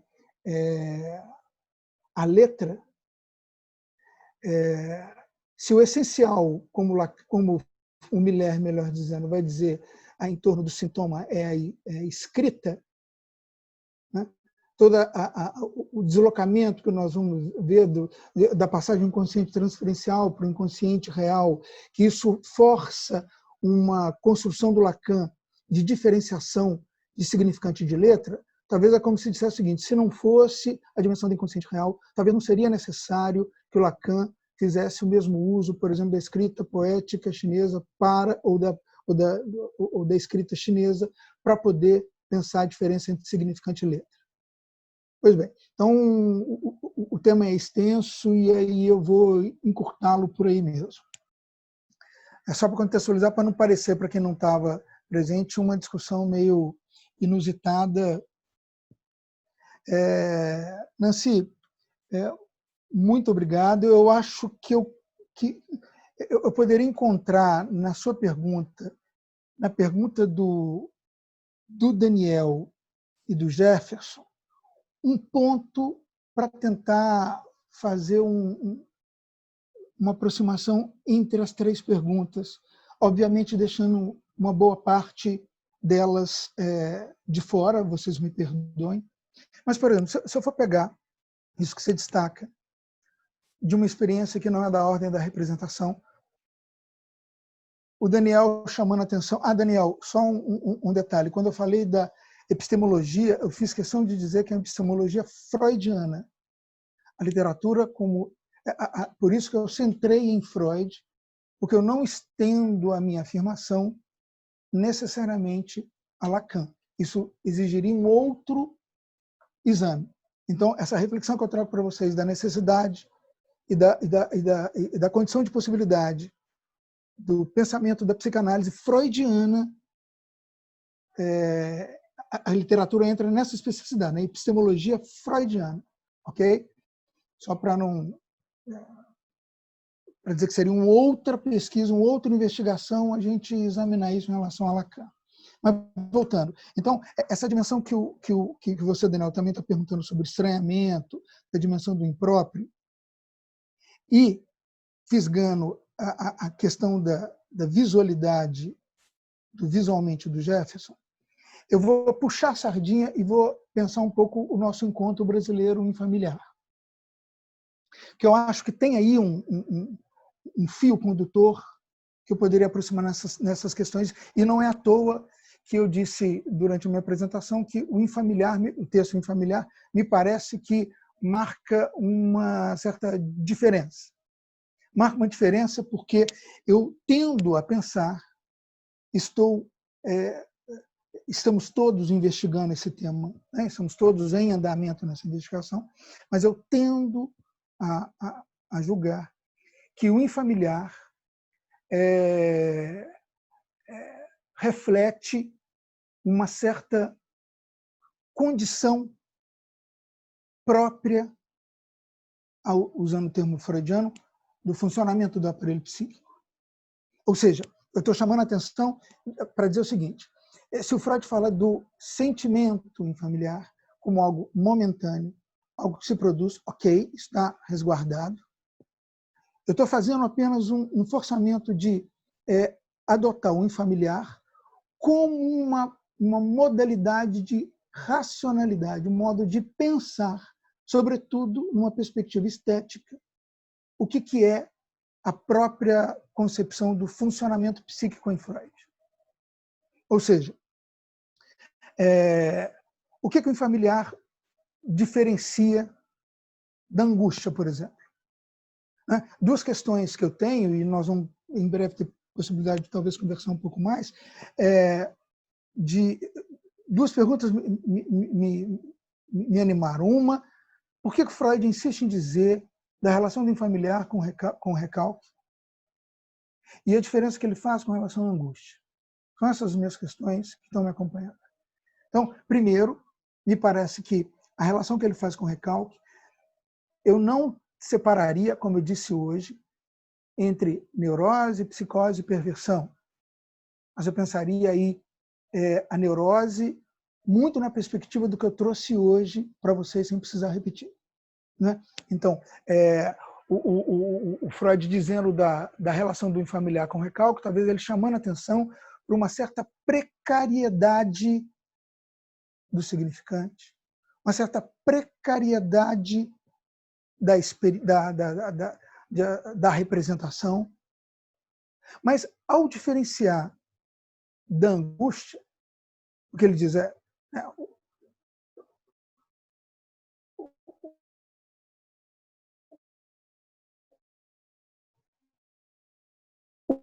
que, se ele tivesse para a ideia de um enquadramento, é necessário ter um quadro. Sem esse quadro, não tem a opacidade, o ponto cego. Né?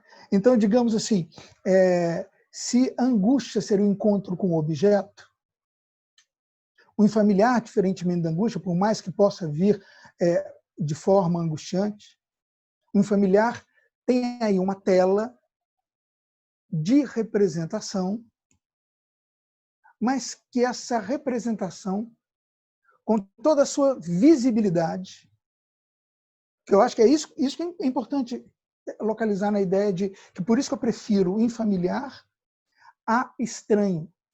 Que estranho dá a impressão de que se trata de algo completamente distinto. É como se fosse a perspectiva do Yente. A perspectiva do Yente se eu conheço, quanto mais eu conheço, menos infamiliar é. Quanto menos eu conheço, mais infamiliar é. Não é essa a perspectiva do Freud. Não é uma relação de exterioridade, de conhecimento e reconhecimento. Se não é uma relação de exterioridade, não é uma relação de que eu não conheço e por isso é infamiliar, e se eu conheço deixa de ser infamiliar, o enquadramento é justamente o molde da representação. Mas o molde da representação, digamos assim, se eu for usar a expressão do Seminário 11, onde se produz uma anamorfose. Na representação onde era todo o espaço, visualmente, inclusive, se eu for usar o termo que o Jefferson trouxe, reconhecível e reconhecido, se introduz um ponto cego, se introduz um ponto que impõe um desconhecimento no interior do próprio reconhecimento. Ou seja, esse ponto cego seria o que você fala da opacidade. Essa opacidade. Ou seja, se a gente pegar toda a exposição que eu trouxe aqui para vocês, a reflexão que eu trouxe, é como se o infamiliar fosse essa dimensão, essa reflexão estética desenvolvida por Lacan, mas já posta as suas coordenadas em Freud. Ou seja, no infamiliar, eu acho que ele faz um salto muito maior do que é como se ele desse, em outras palavras. Se eu trouxe para vocês, usando os termos do Rancière, que esse regime estético entra em jogo, é a presença do não-pensamento no pensamento, a presença do patos no logos, não é disso que o infamiliar fala? O infamiliar não diz justamente que no logos se introduz um patos, que no conhecimento, na familiaridade, se introduz um ponto cego, um certo desconhecimento. Então, eu acho que se trata disso. Eu acho que é esse o ponto, pelo menos, que me orienta para diferenciar infamiliar de angústia e para, digamos assim, tomarmos o infamiliar muito mais do que uma avaliação clínica do sentimento infamiliar, ok, isso mesmo, mas também como uma própria maneira de pensar, uma racionalidade da psicanálise. Vale dizer para vocês um detalhe que me parece muito importante. O Freud vai dizer que, logo no início do texto, que ele tem elementos. Posso continuar ou tem perguntas? Nós temos pouco tempo. Então vou encerrar aqui. Então, eu esticar, porque eu empolguei, mas aí deixa. Eu queria, Cleiton, te colocar uma questão assim, bem simples, em função dessa questão da opacidade que você fala, né? Porque você diz que o Freud, para Freud, a opacidade pede uma formalização, né? A literatura, ela, seja pela poesia, pelo que for, a literatura ela dá um tratamento específico, um tratamento estético a essa opacidade, né? Não sei se daria para dizer assim. E a psicanálise, né? Se a gente for pensar que essa opacidade que a gente chama em psicanálise é a opacidade do gozo, que tratamento daria a psicanálise a essa opacidade que daria para chamar do infamiliar ou estranho, não sei. Você entendeu? O que é a psicanálise lacaniana, né? Porque Freud é psicanálise também, mas a lacaniana. Como que a gente poderia dizer isso? Responder isso.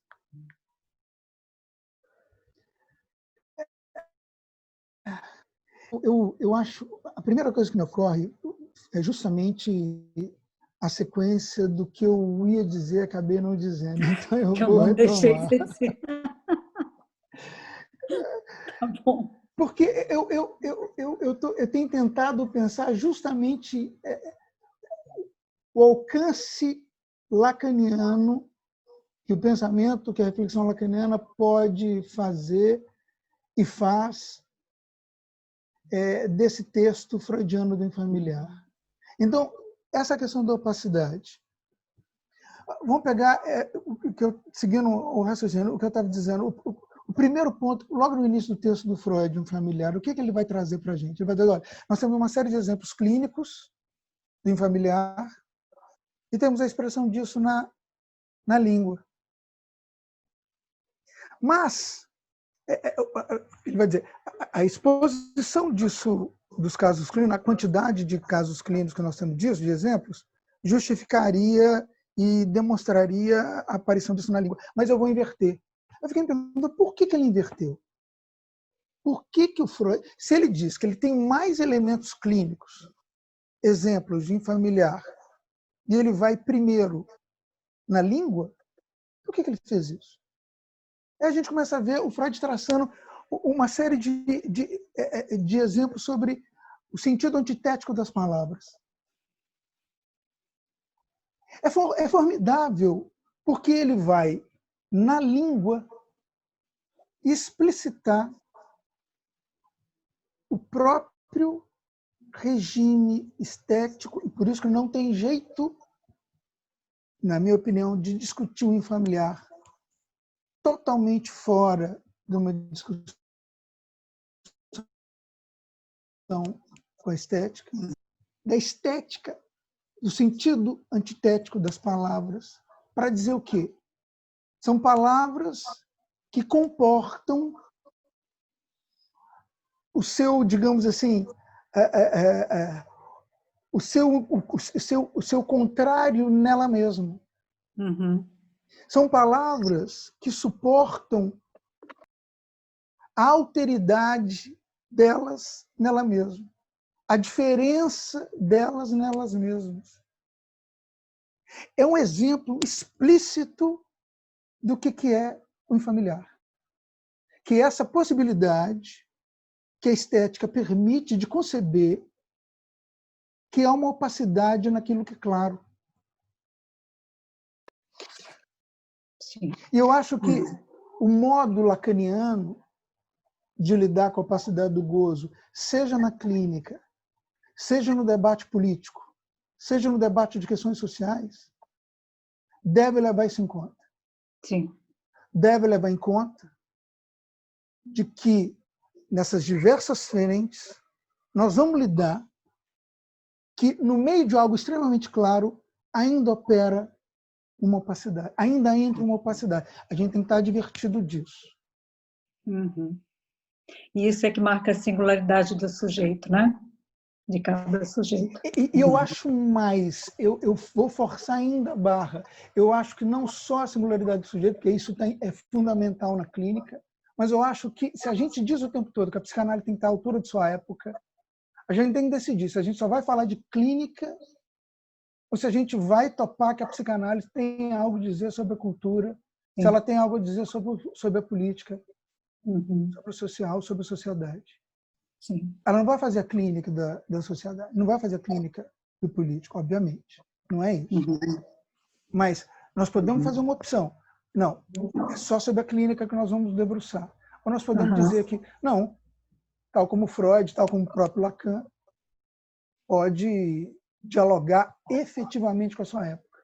E a gente pode dialogar efetivamente com a nossa época, dialogar com questões sociais e políticas, sem precisar virar filosofia política, sem precisar virar sociologia, sem precisar virar outra coisa. Assim como ela não faz a clínica da literatura, Exato. né? A Graziella, eu gostaria de colocar alguma coisa, Grazi? Você tinha Oi, uma Cleiton. questão para fazer? Em primeiro lugar, muito obrigada, Cleiton, por essa aula de hoje. Ainda bem que essa nossa noite está sendo gravada, porque o material que você trouxe para a gente vai ser um material de um estudo por bastante tempo. Você trouxe muitos elementos, alguns para mim, pelo menos, carregam uma certa opacidade e que, bem, vai ser causa de desejo para a gente seguir estudando muito no nosso núcleo, né? Então, muito obrigada pela sua fala de hoje, que trouxe para a gente elementos absolutamente novos de tudo que a gente vem juntos estudando esses meses, né? Então, foi excelente. Esperamos, Eneida, Gustavo e eu, que essa noite de hoje tenha sido realmente um convite para que as pessoas que estão aqui seguirem com a gente, debatendo, seguindo adiante nesse tema tão rico e complexo, que é essa relação que a gente tenta construir aqui, né, entre a literatura e a psicanálise. Você, em parte da sua fala hoje, trouxe, bem, vários elementos. Em algum momento você disse desse ponto de identificação, que como leitor a gente pode ter com o texto, né? Como você citou Madame Bovary, você citou Ana Karenina, você citou outras coisas. E eu me lembro que eu tinha 18 anos, eu li o Retrato do Artista quando jovem. Eu ainda não tinha nem ideia de que esse texto seria um texto que anos depois ia me fazer me interessar por alguma coisa específica na psicanálise. E eu me lembro que a cena de quando o protagonista, o Stefan, apanha e ele sente como se ele tivesse desligado da si e sai daquela cena deixando a sua pele para trás, né? Bem, eu li aos 18 anos, isso já faz muitos anos. Mas aquela cena a mim me marcou absolutamente. Muito antes, muitíssimo antes de essa cena ser uma cena de estudo para mim na psicanálise. Bem, eu conto esse meu testemunho, essa minha experiência, para falar desses certos pontos de identificação. Naquele momento me marcou quase como um ideal de alguém que passa por alguma coisa tão dolorida na vida, uma contingência dolorida, um encontro traumático, e que é capaz de sair daquela cena e deixar aquilo para trás como se fosse, né, eu, com uma leitura neurótica que fazia na época, nem pensando em nada de psicanálise. Tomei aquela cena como uma cena exemplar, quase como uma cena idealizada. Mas aquela cena foi a que me marcou no livro todo. Anos depois, essa cena retorna a mim, já como psicanalista, tentando entender muitas outras coisas. Mas eu conto esse meu testemunho para falar desse ponto de identificação, de identificação com a literatura, né, com o escrito, que como leitor é possível ter, né? Então, se personagens como a Madame Bovary, Ana Karenina e mesmo como o Stefan do Joyce aí, né? Se eles podem causar na gente essas cenas específicas, né? Ou o desdobramento da Loewenstein, né? Como que essas cenas específicas. O áudio da Grace. Tá falhando? Tá falhando um pouco.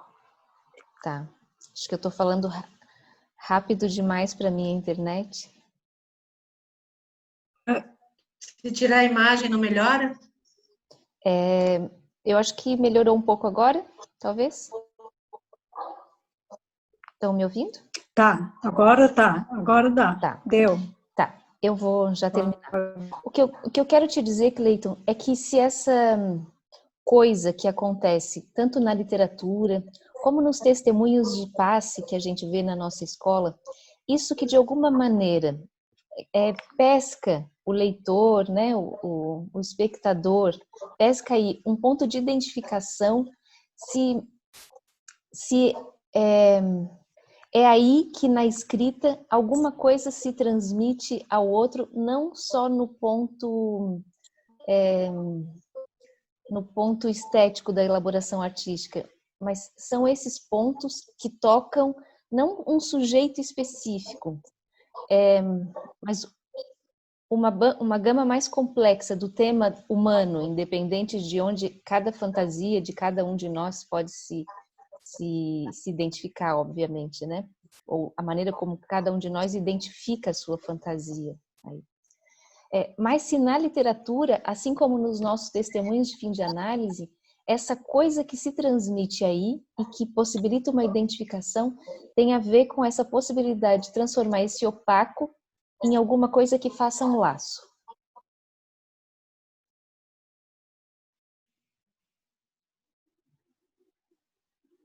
Uhum.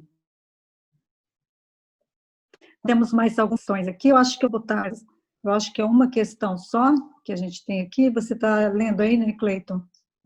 Tem um comentário aqui da Sueli Conde, que diz: fiquei bastante causada pela fala do Cleiton, especialmente em relação à poesia e os nós. Me fez lembrar um esforço de poesia do Miller, ele vai do pai, desde Freud, à mulher. Isso é de Sueli. E também alguém aqui queria fazer uma pergunta, a Sara Mota, que eu acho que ela pode colocar aqui, né? Sara. Boa noite. a todos e a todas. Boa noite. Então, Miller conclui seu curso O Lugar e o Laço, dizendo que gostaria de habitar a psicanálise como poeta. Como você entende isso? Repete, por favor. Repete, por favor. O final, antes do poeta. Ele conclui seu curso, O Lugar e o Laço, dizendo que gostaria de habitar a psicanálise como poeta. Como você entende isso? Muito obrigado, Sara.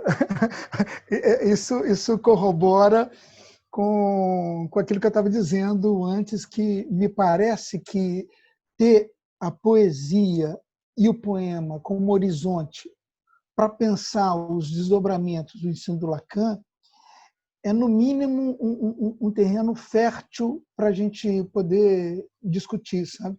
Eu acho que essa referência que você traz, para mim, é preciosa, porque corrobora, né? Dá mais um elemento para isso que eu penso. Tem também um texto, aquele livro que eu acho fantástico, do Jean-Claude Milner, A Obra Clara, que ao final, bem ao final do livro, ele diz que talvez, depois da topologia, o que ficaria ainda para Lacan explorar seja na dimensão do poema. Então, eu acho que tem a ver justamente com isso que você está dizendo. Obrigado pela lembrança. Greze, eu acho que o que você trouxe é exatamente um dos nossos desafios que eu disse há pouco, né? Se a gente pensa, se a gente se debruça para pensar como que é possível, porque qual que é a referência da histeria com relação à arte, né? E a histeria com relação à dimensão da cultura, como eu estava dizendo há pouco. Ela faz aquilo, as questões, os conflitos sociais, ela toma como privado. O artista faz o movimento inverso, né? Ele faz aquilo que é uma questão que a princípio seria de algo que faz laço. E o mais interessante é que isso que faz laço, no caso da arte, não está calcado integralmente sobre o regime de significante. Como você disse, toca alguma coisa que é da ordem do opaco. Acho que isso nos ajuda, de novo, a pensarmos, aqueles que tiverem interesse, uma articulação entre psicanálise e política. Eu insisto muito, que eu acho que já se tornou uma dimensão desgastada afirmar que as discussões, diversas discussões políticas se reduzem a esferas identitárias, imaginárias ou coisas assim. Eu acho que nós temos elementos suficientes para podermos pensar de uma maneira um pouco mais ousada as dimensões políticas. Como, por exemplo, isso. Se do ponto de vista psicanalítico, a arte nos oferece, nos indica como que o artista pode produzir um efeito coletivo, não a partir de uma inscrição significante, não a partir de representações, eu acho que a Nancy já saiu, mas de alguns elementos que possam até aparecer como opacos. Eu acho que não tem nada no avesso de uma reflexão psicanalítica, não é avesso, não é contrária, uma reflexão da dimensão política a partir desses pontos, né? Eu acho que é possível, sim, a gente fazer essa discussão. Eu acho que esse toque que você traz é uma das pistas. Né? Ou, por exemplo, discutir de como se questão de gênero fosse uma questão identitária. Eu acho que, se a gente não perceber que isso é uma discussão desgastada, nós vamos perder o bonde. Eu acho que nesse ponto, eu acho que há alguma coisa aí no debate sobre racismo, sobre gênero, que se apoia nessa opacidade e não na pauta identitária. meramente, ou imaginária. Gente, eu gostaria de agradecer a vocês. Não sei se ainda tem mais questões, mas eu já vou antecipar meu agradecimento. Todos vocês aqui me acompanhando, perdendo a live do Caetano. Ai, pois é. Quem não sabia agora está sabendo, né? Mas assim, nossa, perdi a live do Caetano. Mas assim, estamos aqui perdendo a live do Caetano. Queria agradecer as questões, queria agradecer a atenção de vocês. Não sei se nós também agradecemos muito o seu trabalho, Cleiton. Eu espero, como a Graziela falou, eu espero que a partir desse trabalho as pessoas se sintam inspiradas, né, e se inscrevam no núcleo, para participar do nosso núcleo de literatura, né, que é quinzenalmente. E bom, eu acho que a gente pode encerrar por aqui. Antes, Neida, desculpa. Todo mundo pode ver no chat. Achei ótimo, Jussara. O jogo Escapuliu Lida. O quê? Exatamente. Né? No chat, a Jussara para escrever linda, saiu sem o N. No núcleo de literatura, a melhor letra que escapuliu foi essa, né? Lida. Exatamente. Lida. Obrigado, Jussara. Muito obrigada, Cleiton. Então, tá. Valeu a troca. A todos. Valeu. Muito obrigada. Tá? E agora o núcleo está aberto para inscrições, né? Isso. Obrigada. Parabéns ao núcleo que já está, né? Já está, porque a Neida já se referiu, né? Parece que a Neida já se referiu como se fosse antes. Então o núcleo já está, né? Já. Parece que a Sueli quer falar isso? Então, tinha o comentário da Sueli aqui. Teve um comentário aqui no chat da Sueli. Tá, ela vai falar, né? Tá. Vocês me escutam? Sim. Pode Boa falar. noite, eu agradeço a todos por participar. Cleiton, eu queria agradecer muito a sua fala. Eu fiquei bastante causada. Há pouco tempo eu terminei de ler o esforço de poesia de Millet, e a sua última fala agora, que eu pedi para falar, ele diz assim, no final do capítulo, o último capítulo, o inconsciente não é a psicanálise. Ele fala, o inconsciente é a política, né? A partir de Lacan. E ele fala que o Lacan vai dizer que o Freud não fez essa separação entre inconsciente e psicanálise, né? Então ele fala, o inconsciente não é a psicanálise, né? O inconsciente é a política. O inconsciente é o significante amo presente. O livro é muito bom, assim, eu acho que eu entendi muito pouco, inclusive, e essa fala que você colocou agora sobre essa questão da política e da clínica, eu acho que mexe com todos nós, nesse momento, acho que não tem como a gente não se interrogar, eu acho que é preciosíssimo a sua interrogação. E essa fala, assim, né, de que ele diz que Freud não fez essa separação. Lacan fala que Freud não separou a psicanálise do inconsciente. Então, eu não sei dizer muito sobre isso, mas fiquei bastante causada. Assim. É isso. Obrigado, Sérgio. Obrigado. Bom, então, mais uma vez, obrigado, Cleiton. Obrigado a todos os participantes. E eu queria dizer que, a partir dessa semana, nós vamos fazer uma nova divulgação do núcleo, né, do início das atividades mais cotidianas do núcleo. E nessa divulgação vai constar lá os nossos e-mails, meu, da Graziela e do Gustavo, e vocês entrem, quem quiser participar, entre em contato com um de nós três e a gente vai dar os encaminhamentos para quem se interessar, tá certo? Nós esperamos vocês lá, então, todos vocês. Oi? Nosso próximo encontro é dia 20, a gente volta para quinta-feira, né? Hoje, excepcionalmente, temos na sexta. Isso. Quinta-feira, dia 20, é o início, então, das atividades do núcleo, das atividades cotidianas, porque hoje já é um início. Só que é um início extraordinário, né? Tá bom? Obrigada a todos e até lá, então, né? Todos bem? Tchau, Boa gente. noite, boa Tchau, noite, tchau. obrigada.